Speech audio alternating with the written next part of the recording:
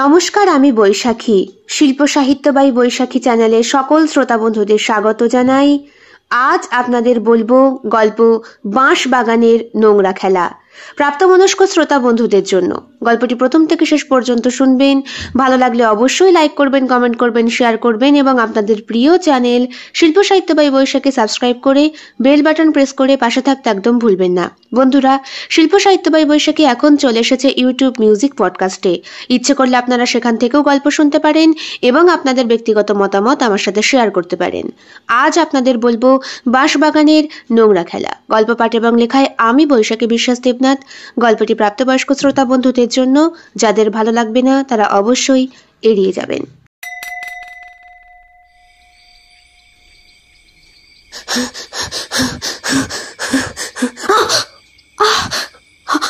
না না, please please, না না না।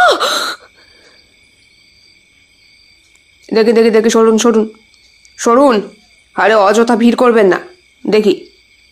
ইস বাবা, একটা ছালাওয়ালা হয়ে গেছে।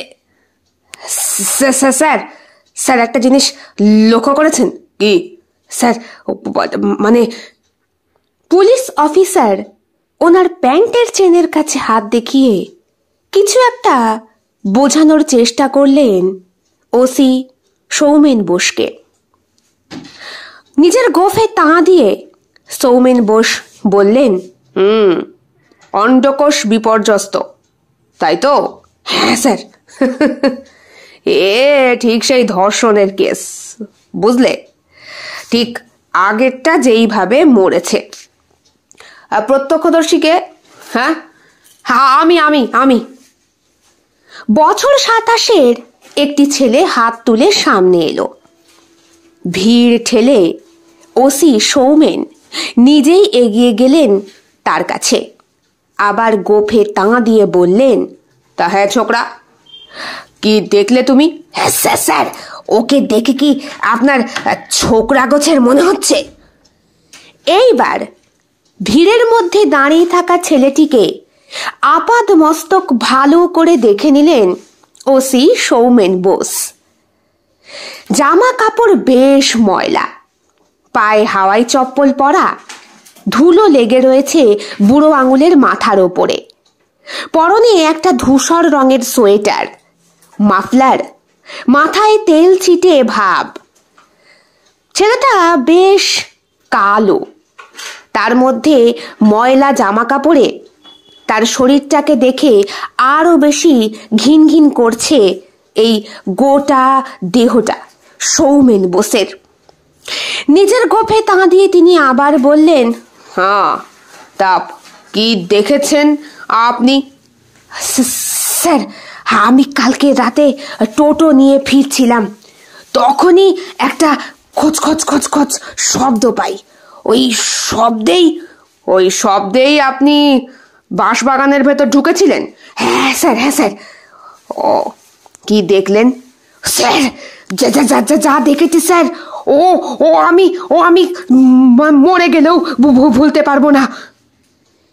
এইবার সেই ব্যক্তির কথা শুনে সৌমেন বাবুর গোফে তাঁ দেওয়া বন্ধ হয়ে গেল। রাবণের মতো হো হো করে হেসে উঠলেন তিনি।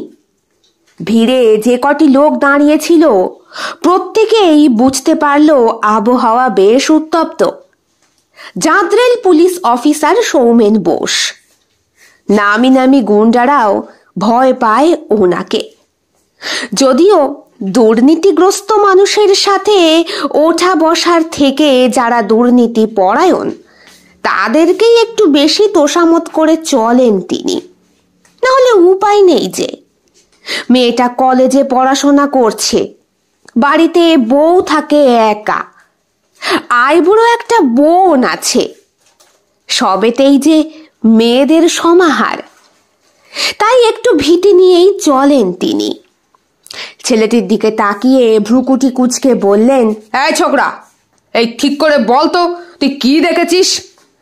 প্রথমে তুমি, মধ্যে আপনি, অন্তে তুই তুকারি।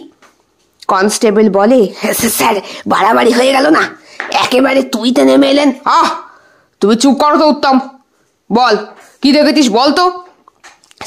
স্যার, যা দেখেছি তা জীবনেও ভুলবো না। সে তো বুঝলাম, তা কি দেখেছিস বলবি তো? রাত তখন প্রায় 12টা বাজে। আমি টোটো নিয়ে রাস্তা দিয়ে ফিরছি, সঙ্গে আমার মায়ের জন্য ওষুধ। মায়ের আয়ু হয়তো মেরে কেটে আর 6 মাস। কেন, কি হয়েছে? আগে ব্লাড ক্যান্সার। ওষুধ নিয়ে ফিরতে দেরি হয়েছিল আমার। ওই গেটে গাড়ি আটকে দিয়েছিল অনেকক্ষণ। তারপর কি হলো? আমি যখন আসি, রাস্তা শুনশান। একই শীতকাল, খুব একটা গাড়ি এখন চলে না এই রাস্তায়। তার উপরে সন্ধ্যে থেকে এক পশলা বৃষ্টি হয়েছে বলে ঠান্ডা জাঁকিয়ে পড়েছে। আমি তো প্রথমে সন্ধ্যেই যেতে চাইছিলাম, কিন্তু জরুরি একটা কাজ পড়ে যাওয়ায় আর যেতে পারিনি। কিরকম কাজ? আগে আগে আচ্ছা বাদ দে, ওসব নয় পরে শুনবো। তুই আগে এটা বল, তুই কি দেখলি? আচ্ছা, 12টার দিকে যখন আমি চৌমাথার মোড় দিয়ে এই বাঁশবাগানের রাস্তায় ঢুকবো কিনা ভাবছি, তখন দেখি একটা মোটর সাইকেল ওই বাঁশবাগানের ভেতর ঢুকলো। আমি জানি এই রাস্তাটা বরাবরই ভালো নয়, তাই তাই তাই আমি টোটোর গাড়ির আলোটা একটু কমিয়ে ওই মোটর সাইকেল আলাকে লক্ষ্য করতে করতে এগোই, তারা যাতে টের না পায়। কেন, এই বাঁশবাগানে বুঝি নিষিদ্ধ কাজকর্ম হয়? হাসালেন স্যার, এত বছর আপনি এই তল্লাটে রয়েছেন, যে জানেন না এখানে কে কি হয়? ওই হারুর বউটা। আচ্ছা ঠিক আছে, ওসব হারু ফালুর কথা না হয় পরে হবে, এবার বল কি দেখেছিস? আমি লক্ষ্য করে আসি, তারপরে টোটোটাকে ওই মোড়ের কাছে রাখে হেঁটে হেঁটে আসি। এসে দেখি। কি দেখলি? দেখি একটা একটা একটা মেয়ে ছেলে হাতে হাতে একেবারে পুরুষটার ওখানে। তোমার আবার কি হলো উত্তম? না, আগে ভাবছিলাম আগে কতটা ব্যথা লাগতে পারে। ওনার কথা শুনে আশেপাশে দাঁড়িয়ে থাকা বেশ কয়েকজন লোক হো হো করে হেসে উঠল। সৌমেন বসে ইগোতে বেশ লাগলো। তিনি ভ্রুকুটি করে বললেন, বেশি বেশি করবেন তো সব কটাকে না হাজতে পূর্ব দাঁত কেলানো বেরিয়ে যাবে। পাতলা হন এখান থেকে। এই, যাদেরকে সন্দেহ হচ্ছে সব কটাকে গাড়িতে তোল। এইবার ভয় পেলেন অন্যান্য মানুষেরা, আম পাবলিক যারা। নিজেদের কাজের বাহানায় এক এক করে কেঁদে উঠলেন প্রত্যেকে। বাঁশবাগানের ভেতরে খুন হয়েছে। বছর 34-এর পাড়ার নামকরা গুন্ডা রাজেশ মণ্ডল। তার নগ্ন শরীরটার কোথাও ক্ষত নেই, ক্ষত আছেই তার তলপেটের কাছে 2 উরুর মধ্যবর্তী স্থানে, যেখানে তার পুরুষ সত্তার সব থেকে বড় অভিমানটা ছিন্ন বিচ্ছিন্ন হয়েছে এবং একটি কুকুরে খেয়েছে আর একটি লটকাচ্ছে। এটা পুলিশের অনুমান।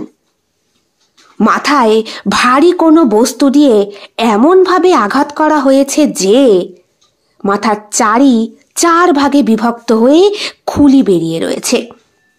ওই খুলিটাও বেশ খাবলা করা, অর্থাৎ রাত্রের গোপন জানোয়ারেরা, যারা মনুষ্য শরীর থেকে শুরু করে পশুর শরীর ছিঁড়ে খায়, সেই শ্রীগলের দল বেশ ভালো আহার পেয়েছিল ওই খুলিটা, তার ভেতরে থাকা নরম ঘিলু।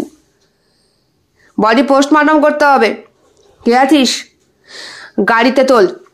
আর হ্যাঁ, তুই আমাদের সঙ্গে থানায় যাবি। যা বয়ান দিলি এগুলো নোটবন্দি করতে হবে। চল। হ্যাঁ স্যার, একটু পরে যাই, আমার এখন একটা দরকারি কাজ। কি দরকারি কাজ আছে শুনি? আগে হাসপাতালে নতুন ডাক্তার দিদি এসেছে, তাকে আমাকে পৌঁছে দিতে হবে হাসপাতালে। ওই কোয়ার্টারে থাকে। ও, খবরদার আমার সঙ্গে কিন্তু চালাকি করার চেষ্টা করবি না। তোর সমস্ত কথা রেকর্ড করা হবে, আর বাড়ির লোককে খবর দিতে হবে। এই বাড়ির লোক সম্পর্কে কেউ চিনিস কাউকে? হেড কনস্টেবল উত্তম বাবু বললেন, কি যে বলেন স্যার, এদের আবার বাড়ির লোক নাকি? বেবুসে মেয়ে ছেলেদের সঙ্গে রাত কাটায় আর পড়ে থাকে ওই গ্যারেজের ঘরে। এর আবার বাড়ির লোককে কি খবর দেব? সুতরাং বাড়ির লোককে খবর দেওয়া আর হলো না। বডি চলে গেল পোস্টমর্টম হতে। অবশ্য কি বা হবে, মাথাটাই তো উড়ে গিয়েছে। গলার টুটির কাছটাও মনে হচ্ছে কোনো হিংস্র পশু কামড় বসিয়েছিল।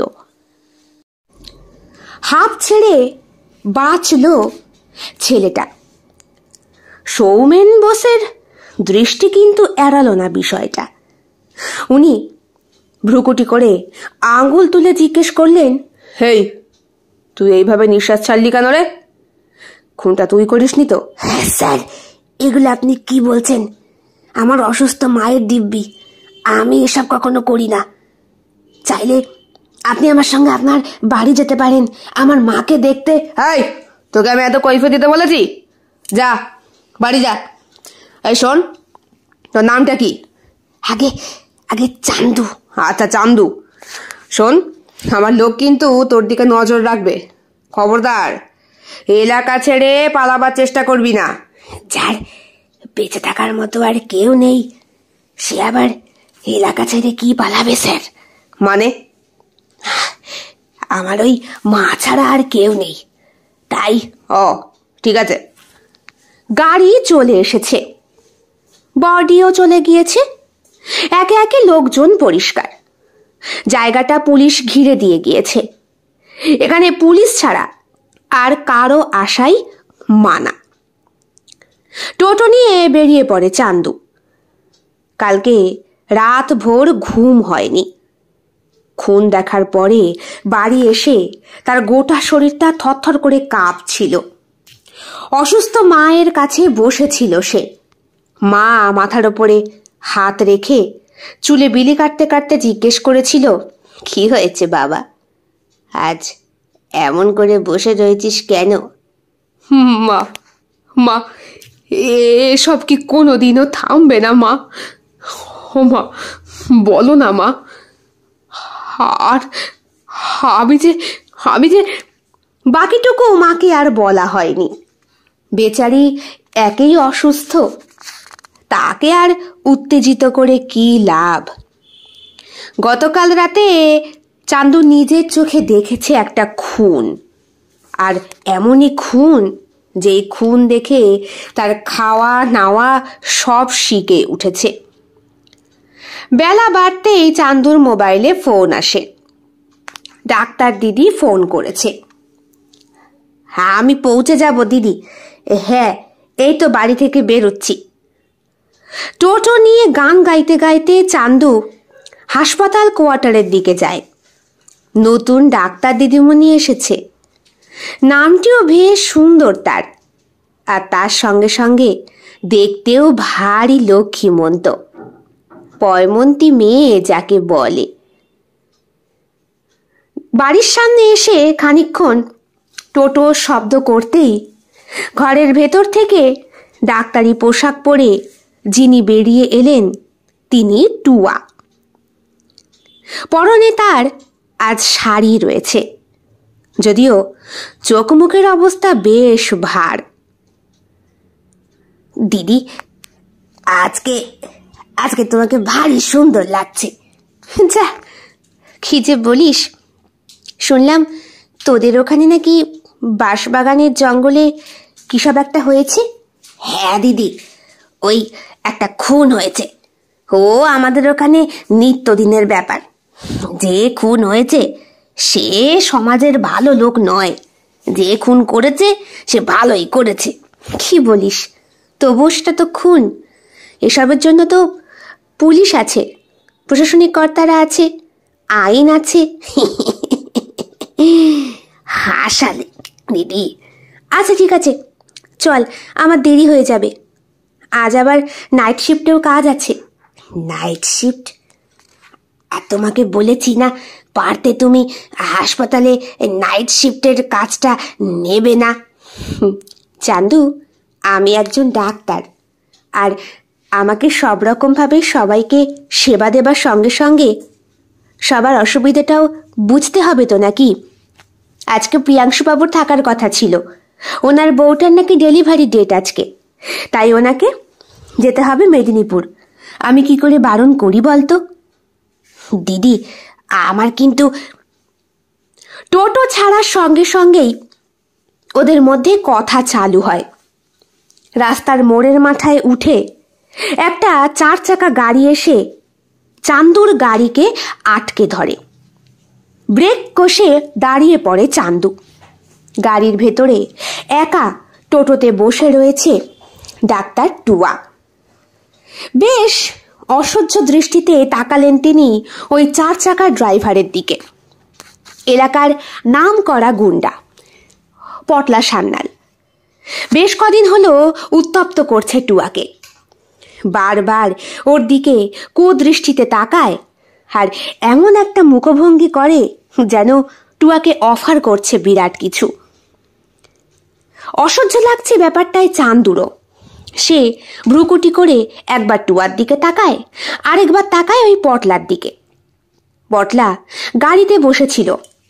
রাস্তায় থুক করে পানের পিক ফেলে ঠোঁটের কষ্টা মুছে টুয়াকে বলল, শরীরটা ভালো না, কদিন ধরে তল পেটের নিচে খুব চিনচিনানি ব্যথা, একটা গরম সেক হলে ভালো হতো। ডাক্তার দেখালেই তো পারেন। তাছাড়া আপনার যা অসুখ হয়েছে তাতে আমার মতো জেনারেল ফিজিশিয়ানের কোনো কাজ নেই। আপনি বরং আপনার শরীর যে জিনিস চাইছে সেই বিষয়ে ডাক্তারকে দেখান। দাঁড়িয়ে দাঁড়িয়ে কি দেখছিস বলতো? তুই গাড়ি চালা, চল, আমার দেরি হয়ে যাচ্ছে।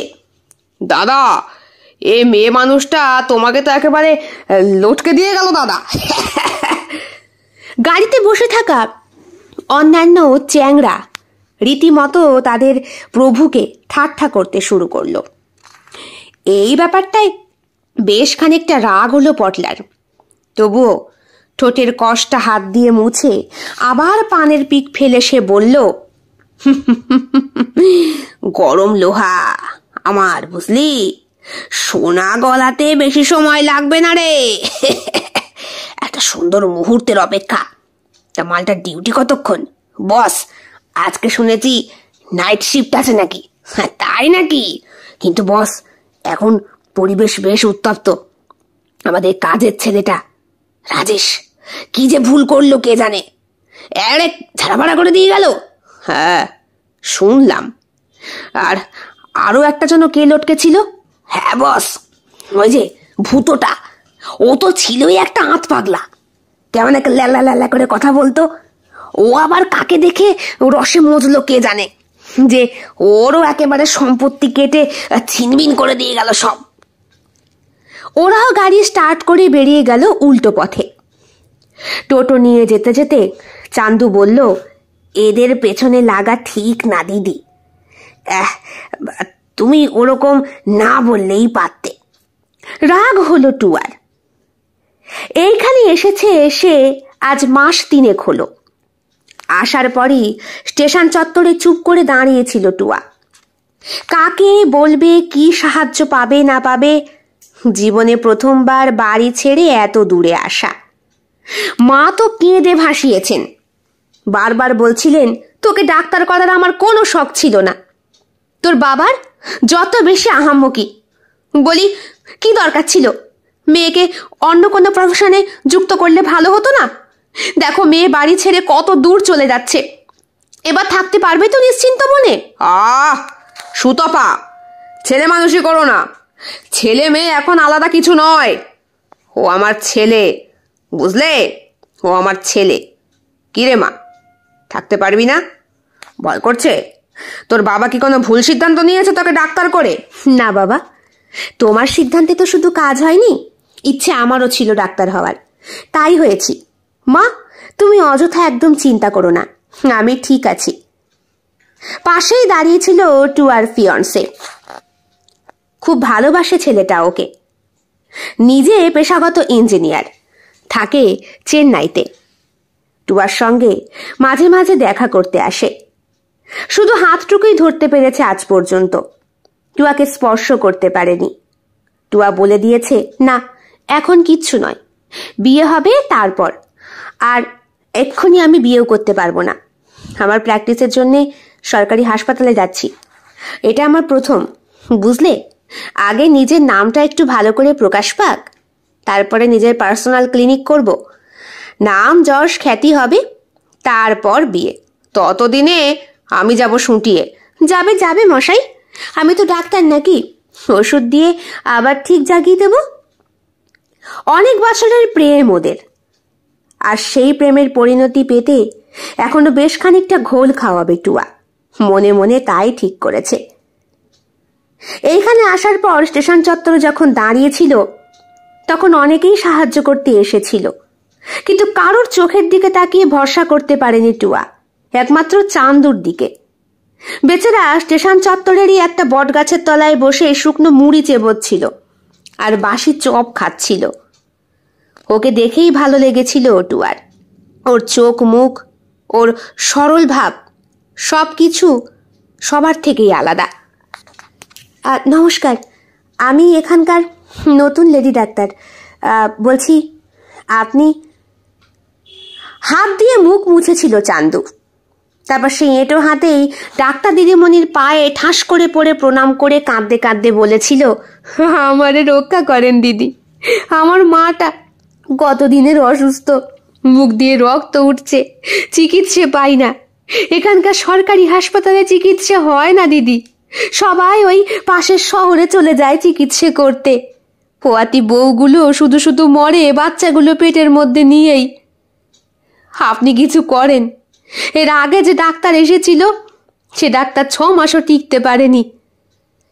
চান্দুর সঙ্গে একটু একটু করে কথা বলে টুয়া জানতে পেরেছিল এখানকার এমএলএ এমপিরা চান না এই হাসপাতালটা চলুক, বরং তারা চান বেসরকারি প্রতিষ্ঠান যেখানে অর্থের সঙ্গে সঙ্গে দুর্নীতি সবটাই চলবে।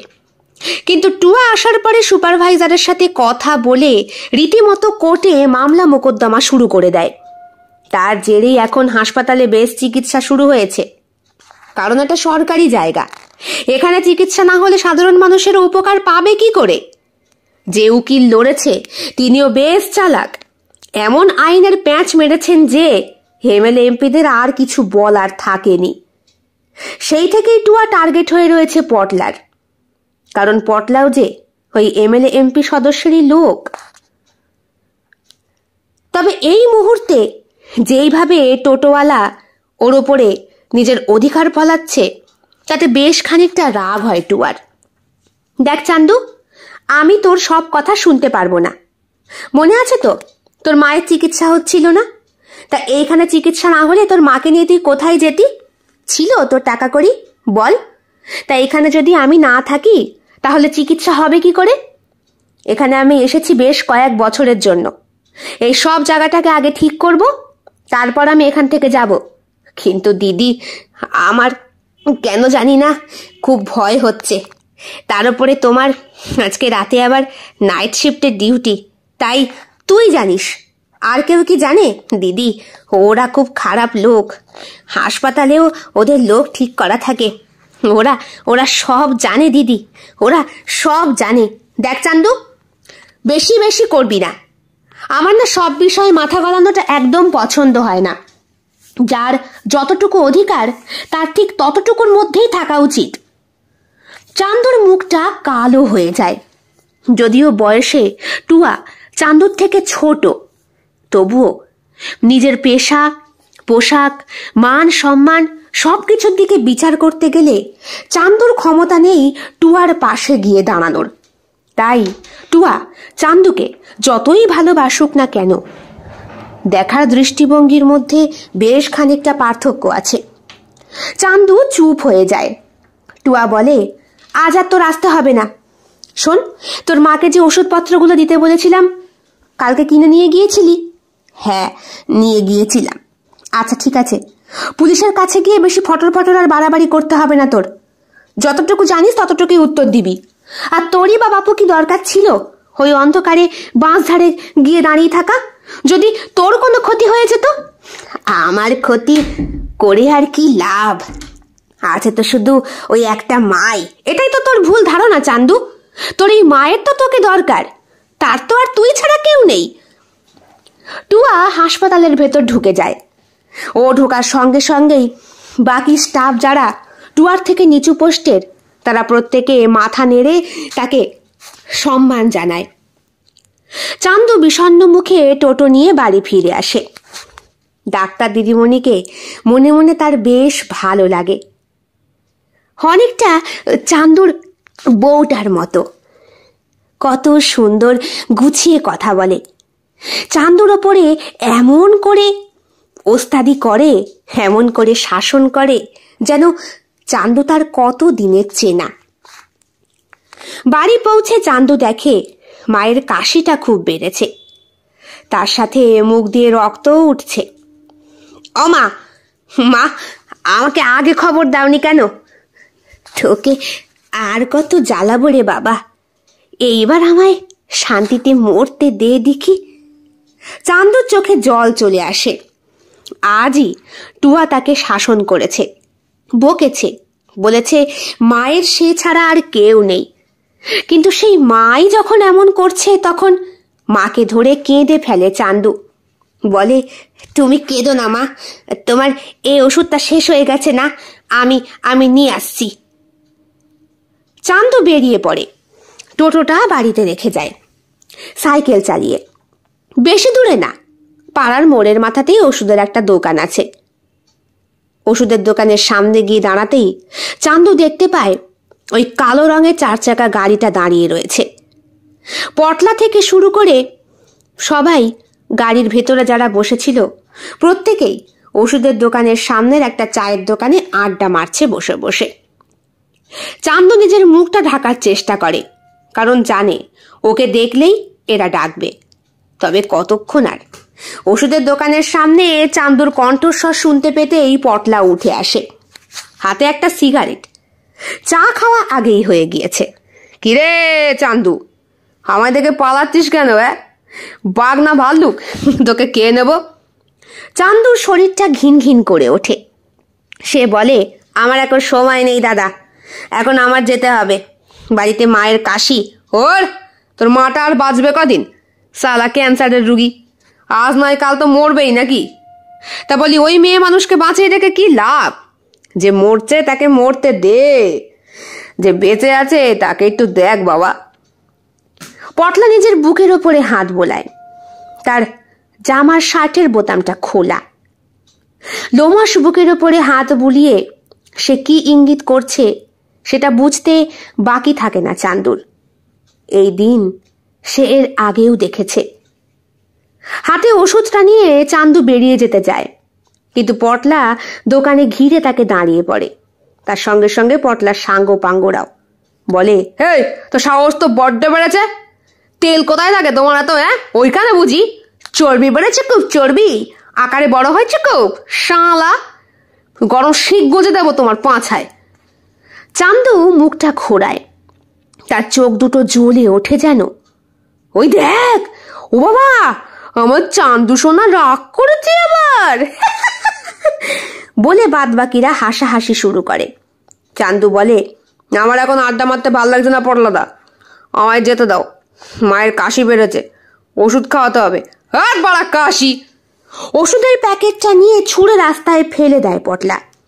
কাঁচের শিশি ছিল, দাম ছিল 250 টাকা। কাছে আর টাকা পয়সা নেই যে আবার একটা শিশি কিনবে। কদিন ধরে টোটো চালানোটা কম হচ্ছে এই মায়ের শরীরের জন্য। জমানো টাকা যা ছিল মায়ের চিকিৎসা করতেই বেরিয়ে গিয়েছে। যদিও টুয়ার সাহায্যে ওষুধের দাম অনেক কমেই সে পায় হাসপাতাল থেকে, তবে কিছু কিছু ওষুধ আছে যেগুলো বাইরে থেকে কিনতে হয়। টুয়া সাহায্য করে, কিন্তু সবসময় তো আর তার কাছে চাইতে ভালো লাগে না। ভ্রুকুটি করে তাকায় চান্দু। পটলা বলে, দেখ দেখ দেখ, ছেলের রাগ দেখ, আমায় এবার মেরেই দেবে। শোন শোন শোন, তোর এই ওষুধের টাকা আমি পূরণ করে দিচ্ছি, নে।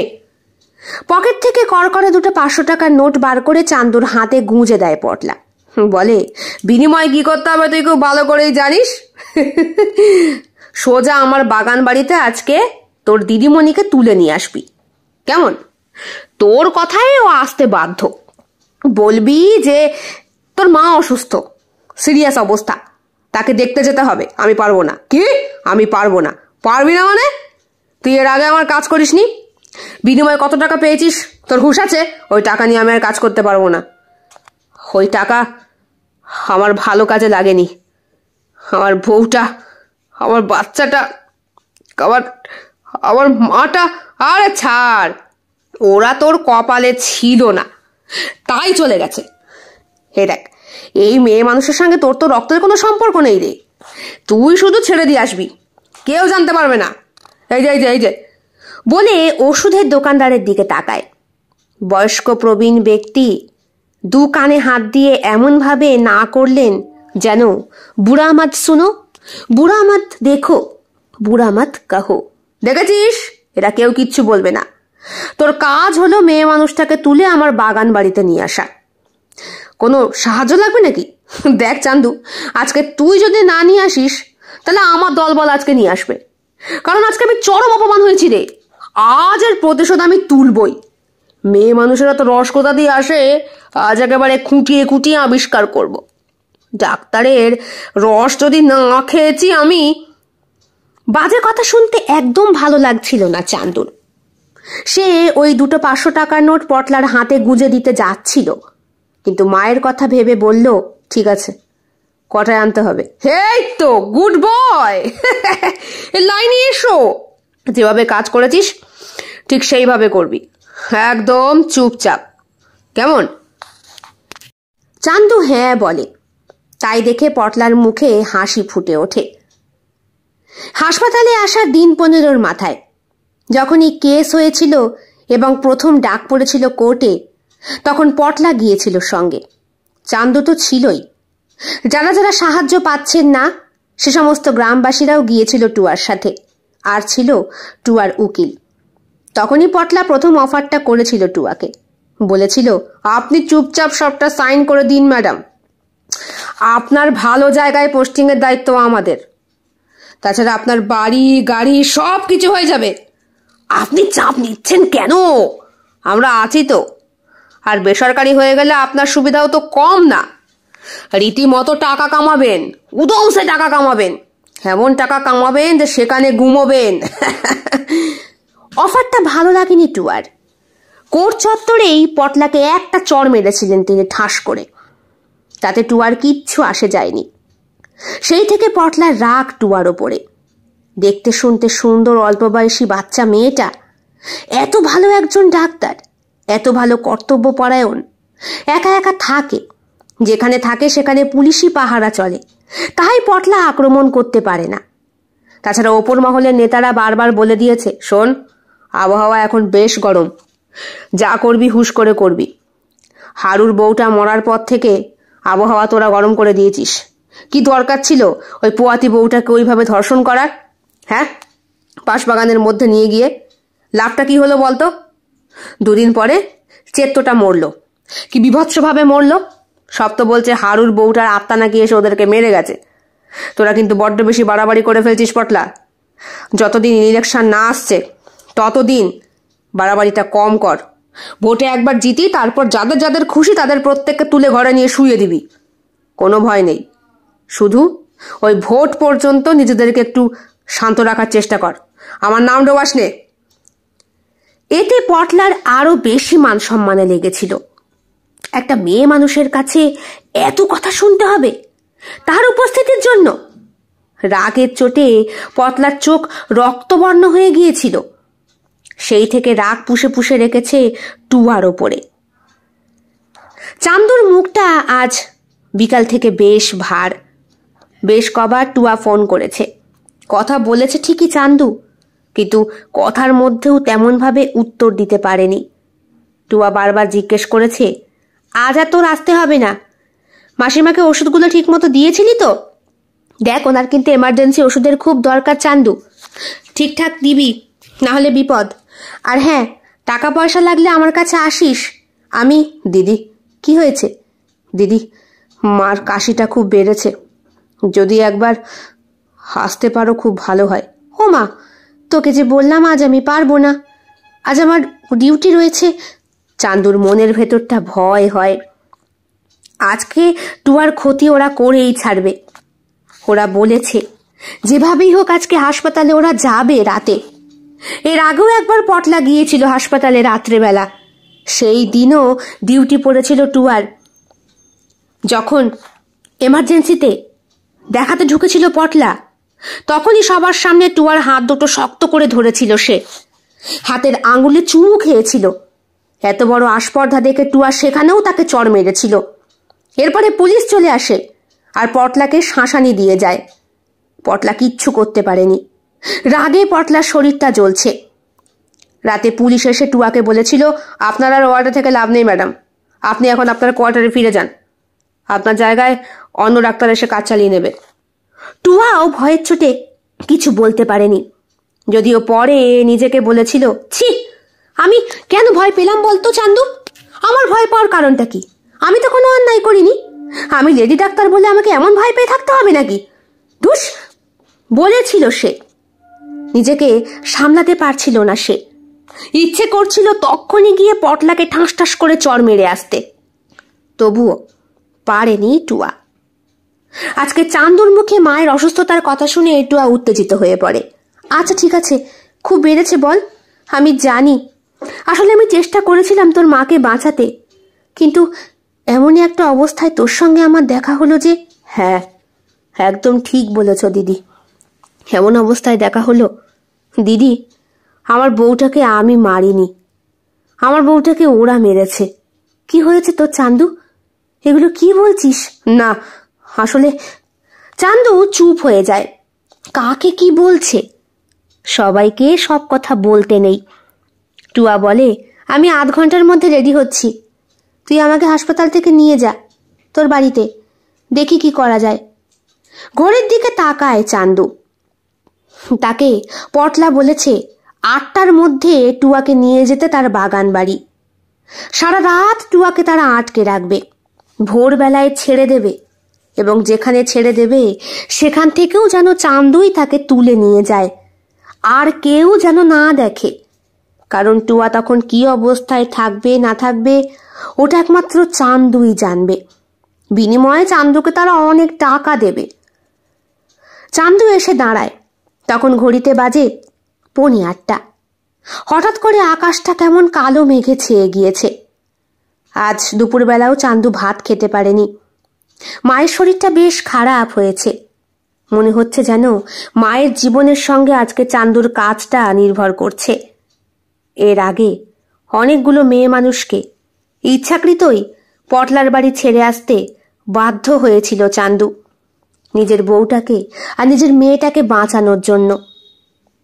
সেবার হোলিতে বউ আর মেয়েকে নিয়ে রং খেলতে বেরিয়েছিল চান্দু। মা ছিল বাড়িতে, মেয়ে মাংস খাবে বলে অনেকদিন পর বাড়িতে মাংস রান্না হয়। মা বলেছিল, তুই মেয়ে বউটাকে নিয়ে একটু ঘুরে আয় না বসন্ত উৎসবে, আমি গরম গরম মাংসের ঝোল রান্না করে রাখছি, এসে ভাত দুটো খা ভিখন। বউটা বলেছিল, ও মা, তুমি পারবা নাকি? তোমার ও আগুনের সামনে গেলে শরীরে কষ্ট হয় না? আমি বরং রান্নাটুকু করি, মেয়ে বাপের সঙ্গে যাক, আমার আবার যাওয়ার কি? চান্দু সোহাগ করে বউকে বলেছিল, চলো না, মা যখন বলছে, তাছাড়া অনেকদিন মায়ের হাতে রান্না খাইনে। মা হয়তো চান্দুর মনের কথা বুঝতে পেরেছিল। অনেকদিন ভালো কাজ হয়নি, দুদিন আগে বেশ ভালো ইনকাম হয়েছে। চান্দুর মনটাও খুব খুশি, ইচ্ছে করছে বউ মেয়েটাকে নিয়ে কোথাও একটু বেরিয়ে আসতে। বাড়িতেই অসুস্থ প্রাণীটার জন্য বেরোতে পারে না ও। আজ উনিই যখন যেচে বলছেন ঘর সামলাবেন, তখন একটু তো ইচ্ছে করেই না। চান্দুর মুখ ভার দেখেই মা বললেন, বৌমা, তুমি ওরম করো না মা, আমি যখন বলছি পারবো তখন তুমি যাও না, একটু আমার ছেলের অভিমানটা বোঝো। বউয়ের মুখে তখন সে কি লজ্জার হাসি, তুমি তো ছেলে মানুষ না গো, যাচ্ছি, রেডি হয়ে আসছি, ওই যে ছাপার শাড়ি টেনে দিলাম ওটা পরো, হ্যাঁ, বলেছিল চান্দু তার বউকে। ছাপা সুতির শাড়ি ছাড়া দামি কিছু সে বউকে উপহার দিতে পারে না। তাতেই অপার্থিব সুখ রয়েছে এই গরিব সংসারটায়। বসন্ত উৎসবের সামনে এসে দাঁড়িয়ে ওরা দেখে সবাই সাদা পোশাক পরেছে। উৎসবের সে কি মাতামাতি! কেউ কেউ আবার বাসন্তী রঙের শাড়ি আর পাঞ্জাবিতে নিজেদেরকে সাজিয়েছে। বড় স্টেজে অতিথিদের আপ্যায়ন করা হচ্ছে, তাদের গলায় বড় মাল্য পরানো হচ্ছে। এমএলএ এমপির স্ত্রী, বাচ্চা কাচ্চা সব রয়েছে, এমনকি অনেক গুন্ডা সাঙ্গপাঙ্গও আছে। তখনই হঠাৎ পটলার নজরে পড়েছিল চান্দুর সুন্দর বউটার ওপরে। নাকে নোলক দুলিয়ে অল্প বয়সী বউটা ছাপার শাড়িটা ব্লাউজের সঙ্গে টাইট করে পরেছিল। চান্দুকে আর চান্দুর 9 বছরের মেয়েটাকে ডেকেছিল ওরা। মেয়েটাকে দেখে বলেছিল, আরে চান্দু, তোর মেয়েকে দেখে তো মনেই হবে না ও যে তোর মেয়ে। এগুলো কি বলছো পটলাদা? মেয়ের চোখেও তখন একটা অদ্ভুত প্রশ্ন, বাবা ওরা কি বলছে? মামনি, চকলেট খাবে? না, আমি চকলেট খাই না। জানা, যখন বলছে। মেয়ে চকলেট কতটা ভালোবাসে সেটা চান্দু খুব ভালো করেই জানে, কিন্তু বাবা মা ছাড়া কারো হাতে দেওয়া উপহার যে গ্রহণ করতে নেই, এই শিক্ষাটা তার স্ত্রী দিয়েছিল মেয়েকে। বাবার কাছে পারমিশন পেতেই মেয়ে রাজি হয়ে গেল। পটলা তার সামনে দাঁড়িয়ে থাকা এক সাঙ্গকে দিয়ে মেয়েটাকে দোকানে পাঠিয়ে দিলেন চকলেট আনতে। তখনই শুরু হলো আবির খেলা। চারিদিক আবিরের রঙে এমনভাবে ঢাকা, কাছের মানুষকেও চেনা যাচ্ছে না। খানিকক্ষণ হাতড়ে হুতড়ে স্ত্রীকে খোঁজার পর যখনই আবির বাতাসে মিলিয়ে গেল, জোরে গান বেজে উঠল, তখনই চান্দু আবিষ্কার করলো বউটা তার কাছে নেই। মেয়েটাকে খোঁজার জন্য মুদি দোকানের সামনে গিয়ে জানতে পারলো মেয়েকে নিয়ে হারু এখানে আসেইনি। তারপর সারাক্ষণ খুঁজে বিকেল গড়িয়ে সন্ধেবেলায় বাচ্চা মেয়েটাকে আর বউটাকে আবিষ্কার করেছিল বাঁশবাগানেই। কি অবস্থায় সেটা আর ব্যাখ্যা করতে হবে না। খুব কান্নাকাটি করেছিল চান্দু। পটলার বাড়ির সামনে হত্যে দিয়ে পড়েছিল, লাভ হয়নি কিছুই। কারণ কেউ নাকি দেখেনি কিছু করতে, সবাই তখন রং খেলায় ব্যস্ত। তাছাড়া রং মেখে ভূত হয়ে কে কি করেছে, মনুষ্য ভূত তো, এদেরকে ধরা যায় না। যদি কোনো প্রেতাত্মা হয় তাহলে ওঝা ডেকে তাকে শাস্তি দেওয়া যায়, কিন্তু এইসব ভূতের কোনো শাস্তি হয় না। পরের দিন হারুর বউটা উধাও হয়ে গিয়েছিল, কিভাবে যেন, তা কেউ জানে না। এরপরে হারুকেও আর খুঁজে পাওয়া যায়নি। হারুর বউটা সেই দিন বসন্ত উৎসবে হলুদ রঙের শাড়ি পরে নাচ করেছিল। তার ওই সুন্দর শরীরটা দেখেছিল অনেকে। হারু এমনিতেই এমপিদের সাথে মিশত। ওর বউকে বাজেয়াপ্ত করা খুব একটা কঠিন কাজ ছিল না ওদের। হারুকে পাওয়া গিয়েছিল ওভারব্রিজের মাথার ওপরে লটকানো অবস্থায়, গলায় দড়ি দিয়ে।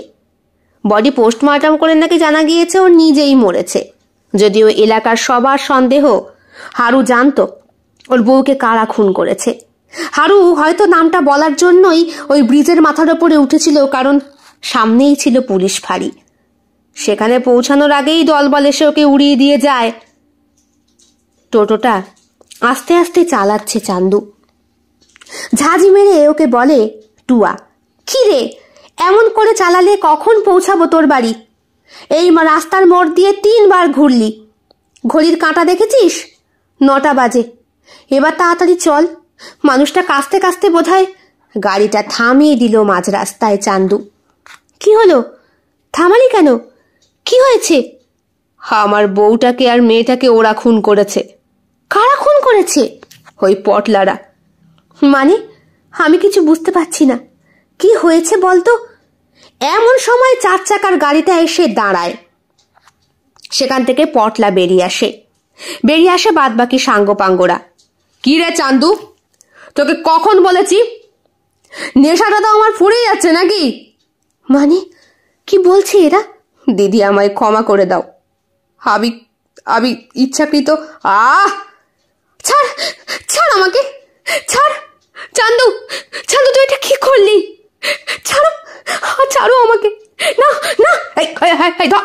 ধর। টুয়া পালাচ্ছে। চৌরাস্তার মোড় পেরিয়ে বাঁশবাগানের ভেতরের পথ ধরেছে সে। চান্দু চান্দু করে চিৎকার করছে সে। চান্দুও যেন নিজের কান দুটোকে আটকে রাখতে পারছে না। তার মন মস্তিষ্ক রাগে ফেটে পড়ছে। কিছুক্ষণ আগে পুলিশ অফিসার ফোন করেছিলেন চান্দুকে থানায় যেতে হবে, কারণ এমন কোনো স্ত্রীলোকের খোঁজ তারা পাননি যারা নাকি এইভাবে খুন করে বেড়ায় পুরুষগুলোকে। আর এমন পুরুষগুলোকে খুন করা হয়েছে যাদের যাদের ফাইলে নথিভুক্ত নামকরণে বিবরণ অত্যন্ত নৃশংস, যাদের অপরাধও মার্জনার মতো নয়। চান্দু জোরে জোরে নিঃশ্বাস ফেলে। এদিকে পটলা এবং তার সঙ্গীরা তাড়া করেছে টুয়াকে। মেয়ে মানুষটা কতক্ষণ পারবে নিজেকে আটকে রাখতে? আকাশের মেঘ ভার, চারিদিক থেকে যেন প্রকৃতি আজ রোষে ক্ষিপ্ত। বিদ্যুৎ চমকে উঠছে বারবার। এমন অসময়ে বৃষ্টিপাতের কারণটা কি? টুয়া বাঁশবাগানের মধ্যে দিয়ে ছুটতে ছুটতে ফোন করে। মায়ের ফোন এসছে। মাকে কিছু একটা বলতে যাবে টুয়া, এমন সময় ওর মাথায় শক্ত কিছু একটার আঘাতের শব্দ। টুয়া ছিটকে পড়ে। ওর ফোন হাত থেকে 10 হাত দূরে ছিটকে পড়ে যায়। ফোনটা তুলে নিয়ে এক আছাড় মারে পটলার এক লোক। তারপর টুয়ার দিকে এগোতে থাকে। টুয়া হাত জোর করে ক্ষমা চায়, বলে, না না না, আমায় মেরো না, না না, আমায় মেরো না, না, আমার এত বড় ক্ষতি করো না তোমরা। দেখো। টুয়ার শাড়ির আঁচলটা ধরে এক টান মারে পটলা। তার নৃশংস দাঁতগুলো তখন বেরিয়ে পড়েছে। বিভৎস সেই হাসি, মুখে পানের কষ্টে পিক। টুয়ার ঠোঁটের কাছে নিজের ঠোঁট রাখতেই যাবে, এমন সময় বিদ্যুৎ করছে ওঠে। নিস্তব্ধ পরিস্থিতিতে প্রচন্ড পরিমাণে তখন হাওয়া বইতে শুরু করে। এই শৈত্য অবস্থায় পটলার কাছে দাঁড়িয়ে থাকা সাঙ্গপাঙ্গরা বলে, বস, এটাকে তুলে নিয়ে বাগান বাড়িতে চলো। ওরে ঘরে গরমের মধ্যে নয় শরীর গরম করা যাবে, এরে বড্ড বেশি ঠান্ডা। বস বস বস, ওটাকে। মাটির রাস্তা চলেছে তখন বাঁশবাগানের পাশ দিয়ে। ওর ভেতরেই হারুর বাড়ি ছিল। বাঁশবাগানের ভেতরের সেই রাস্তা দিয়ে দুজোড়া পা হেঁটে হেঁটে আসছে। লাল চরণ যুগল, বিদ্যুতের ঝলকানিতে কালো শরীরটার মধ্যে একখণ্ড বস্ত্র নেই। হাতে তার একটা চকচকে রূপলি রঙের অস্ত্র ধরা। পটলা নিষ্পলক দৃষ্টিতে তাকিয়ে থাকে সেই দিকে। এর আগে সে শুনেছে বাঁশবাগানের চত্বরে যে কটা মার্ডার হয়েছে সব কটা মার্ডারই নাকি হারুর মরা বউটা এসে করেছে। কিন্তু কিন্তু এটা কে? এটার সামনে কে দাঁড়িয়ে? ততক্ষণে মাটিতে লুটিয়ে পড়েছে টুয়া। মাথা ফেটে রক্ত বেরোচ্ছে তার গল গল করে। এদিকে পটলা আর তার বাদবাকি সাঙ্গপাঙ্গরা নগ্ন নারীটিকে দেখে আগেই দৌড় মেরেছে ভয়ের চোটে। কিন্তু কিছুটা যাবার পরই কোনো একটা বাতাসে ছুঁড়ে মারা অস্ত্রের মাধ্যমে তাদের মুন্ডু বিচ্ছেদ হয়ে পড়ল চারিদিকে। পটলা দেখতে পেল বিদ্যুতের ঝলকানিতে একে একে 4টে মাথা খসে পড়ল পটলারই পাশে। কে কে তুই? কে তুই? হ্যাঁ, তুই তো শালা মেয়ে মানুষ। ঠিক মাছ বরাবর, 2 উড়ুর মাছ বরাবর আবার পড়ল সেই শব্দের বাড়ি। অন্ডকোষ মাঝখান থেকে বিভক্ত হয়ে রক্তের স্ফুলিঙ্গের দ্বারা দেহটা ছিন্ন ভিন্ন হয়ে গেল পটলার। ছিটকে পড়ল সে টুয়ার থেকে 10 হাত দূরে। এতই তার বেগ যেন বিরাট বড় কোনো ঝড় এসে ফু দিয়ে তাকে সরিয়ে দিয়েছে, যেন কোনো সাইক্লোন এসে পরিবেশটাকে এদিক ওদিক করে দিয়ে গিয়েছে। আর সেই সাইক্লোনেই উড়ে যাওয়া কোনো না দেখতে পাওয়া অস্ত্রের আঘাতে মরে পড়েছে এই সব কটা নৃশংস পুরুষের দেহের খণ্ডগুলো। পরের দিন সকালে টুয়ার ঘুম ভাঙে। সে ঘরেই শোয়া। শুধু মনে হয়েছিল মাথায় যেন কেমন একটা ব্যথা। না, মাথায় কোনো আঘাতের চিহ্নই নেই। শরীর একদম ফিট। গতকালকের ঘটনা কিছুই মনে পড়ছে না। আচ্ছা, গতকালকে তো আমার চাঁদুর বাড়িতে যাওয়ার কথা ছিল। কি হলো, মনে পড়ছে না কেন? ঘুম ভেঙেছে দিদি। ঘরে এলো বুলা মাসি। ইনি কাজ করেন টুয়ার ঘরে। হ্যাঁ মাসি, হলো। আসলে মাথাটায় খুব ব্যথা, কিছু মনে করতে পারছি না। আর মনে করতেও হবে না। চাঁদুর মাটা ভালো আছে, হাসপাতালে ভর্তি। চাঁদুকে থানায় নিয়ে গেছে।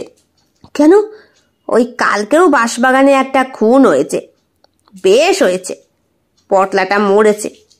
শুধু পটলাটা, সঙ্গে ওর সব কটা সাঙ্গ পাঙ্গ। কে যে এসে এগুলোকে খুন করে দিয়ে যাচ্ছে, এ যেন স্বয়ং মা কালীর আবির্ভাব গো দিদি। হাতে খড়গ নিয়ে ওই প্রত্যেকটার মাথা কেটে দিয়ে যাচ্ছে। হ্যাঁ, এগুলো তুমি কি বলছো মাসি? একদম ঠিক বলছি। ওইটারও পটলারও তাই হাল হয়েছে। 2 দিন আগে হলো, আর কালকে হলো পটলাটার আর পটলার সাঙ্গ পাঙ্গ গুলোর। মা যেন নিজের হাতে এসে ওই সব কটাকে একটু একটু করে মায়ের পায়ে ঠাঁই দিচ্ছেন। টুয়ার যেন কেমন একটা সন্দেহ হয়, কারণ কালকে টুয়াকে চাঁদুই নিয়ে যাচ্ছিল। টুয়ার এইটুকুই মনে আছে, বাদবাকি আর কিছুই মনে নেই। বিকেলবেলায় একবার হাসপাতাল থেকে ঘুরে আসতে হবে। যদিও বুলামাসি বারবার বারণ করেছে, তবুও টুয়া বলে, আমি এখানকার কর্তব্যরত একজন লেডি ডাক্তার, আমার যাওয়াটা দরকার মাসি, আমায় আটকিও না। আচ্ছা ঠিক আছে, যাও। তবে আমি ওই চাঁদুকে খবর দিয়েছি, ও আসবে। চাঁদু জেল থেকে ছাড়া পেয়েছে? চাঁদুকে জেলে ধরেনি তো। ওই পটলাও খুন হয়েছে একই রকম ভাবে, আর আগের খুনের প্রত্যক্ষদর্শী চাঁদু ছিল তো, ওই জন্য আর কি। যদিও পুলিশ মনে হয় ওর কাছ থেকে কিছুই জানতে পারেনি, কারণ কালকে তো চাঁদু ওখানে ছিল না, ও তো ওর মাকে নিয়ে হাসপাতালে এসেছিল। টুয়ার একটু একটু করে কিছু হয়তো মনে পড়ছে। চাঁদু যখন আসে তখন তার মাথাটা নিচু, টোটোর সামনে চুপ করে ভদ্র ছেলের মতো দাঁড়িয়ে। টুয়া আজকে সালোয়ার কামিজ পরেছে। চাঁদুর কাছে এসে বলল, একটা কথা বলতো, কালকে কি হয়েছিল? আমার কিছুই মনে পড়ছে না। কালকে তোমার তো কিছু হয়নি দিদি। দেখ চাঁদু, আমাকে মিথ্যে বলবি না, আমার মনে আছে তুই আমাকে নিয়ে যাচ্ছিলি, তোর মা অসুস্থ ছিল তাই। চাঁদুর চোখ দুটো জ্বলে ওঠে।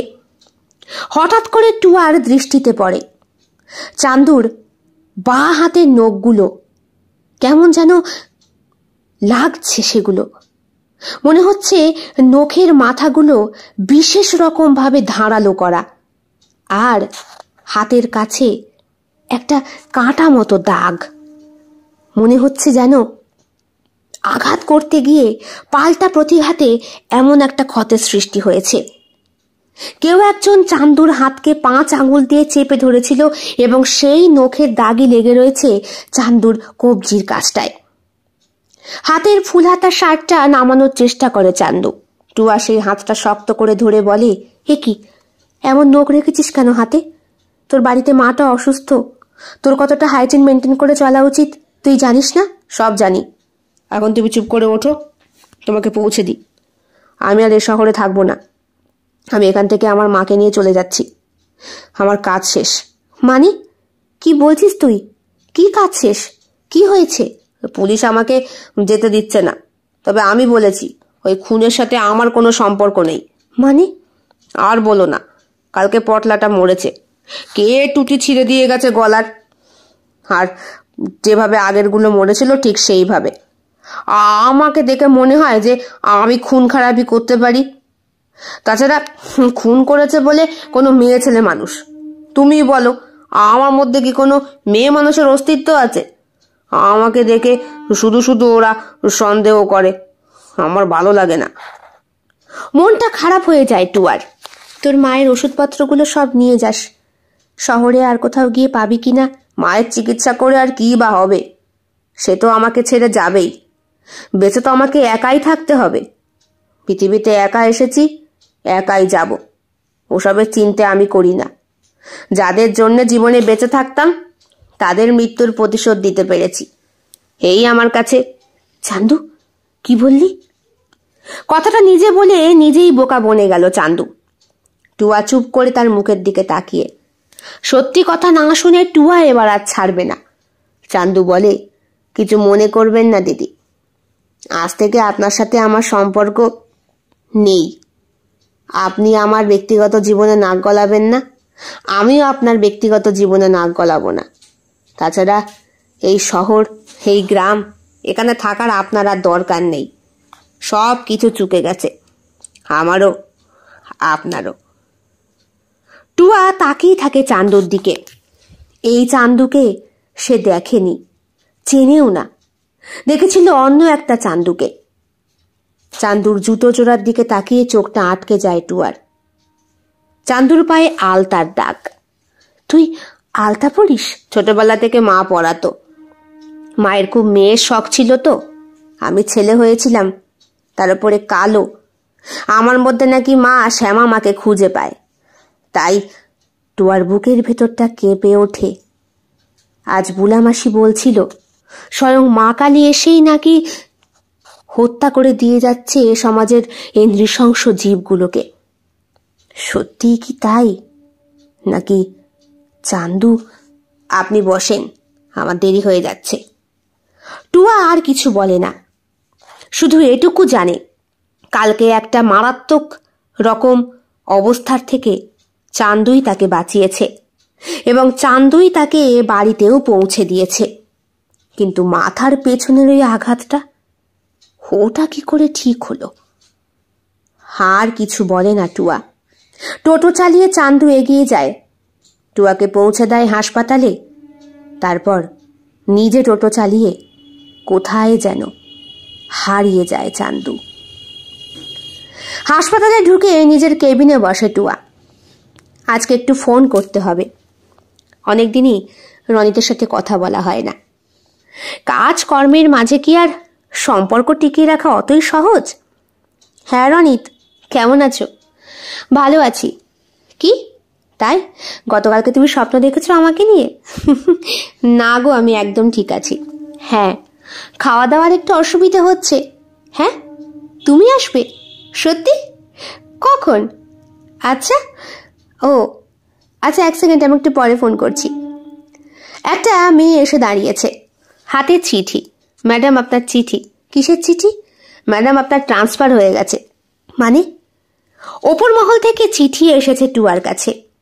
এই হাসপাতালে তার থেকে আর কোনো লাভ নেই, কারণ সে আসার পর থেকেই নাকি প্রচন্ড পরিমাণে খুন খারাপি বেড়ে গিয়েছে।